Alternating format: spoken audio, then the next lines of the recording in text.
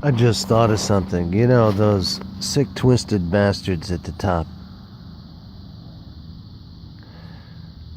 They know how trauma-based mind control works. And it's actually so simple that the common individual has no comprehension of it. But basically what happens in a very simplified version is that a particular trauma is introduced to either an individual or a collective of people, a multitude of people, and it trips an automatic switch or lever in the psyche of the individual or the collective.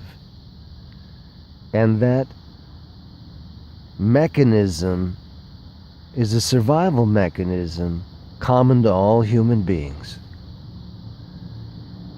And when that is tripped, it incapacitates the individual.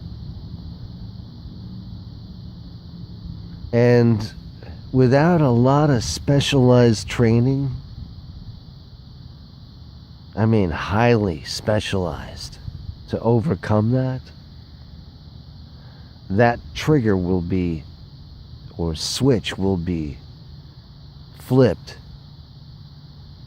And it basically acts as an immobilization of the individual or a collective, allowing the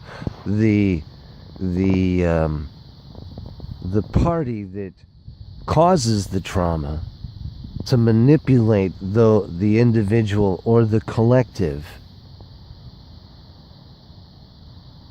by using trauma to the psyche to flip that switch in the people. And it can represent itself as in the collective as a chilling effect. You know, if a 9/11, that's a chilling effect on the people. You know, you see the airplanes hit the buildings and people get scared. And then, you know, behavior of human beings is they get together. Or a lot of creatures do this. A lot of primates do this also, is they get together and they unify against the threat.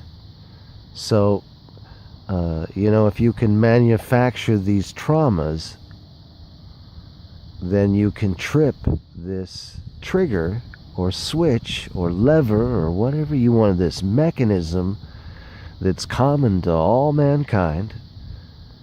It's a survival mechanism that helps us cope with trauma, and it can also be used against us to immobilize us and create a suspended state of confusion, thereby giving the one that causes the trauma an advantage over the individual or the collective.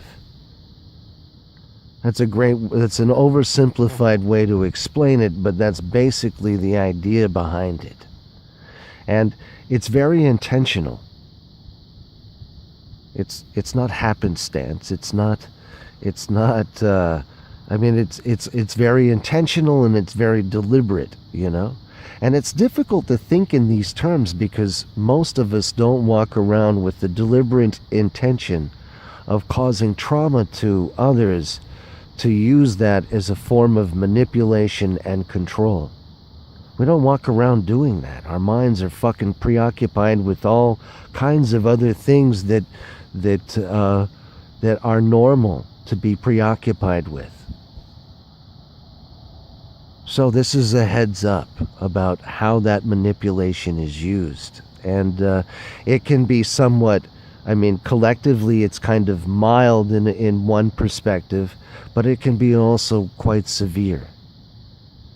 It can be extremely severe. So, either individually or collectively. But what's important to recognize here is that it's intentional and it's deliberate, and it's intended and designed to be a mechanism of manipulation for your detriment, to abuse you, to fuck you over. That's what you need to understand.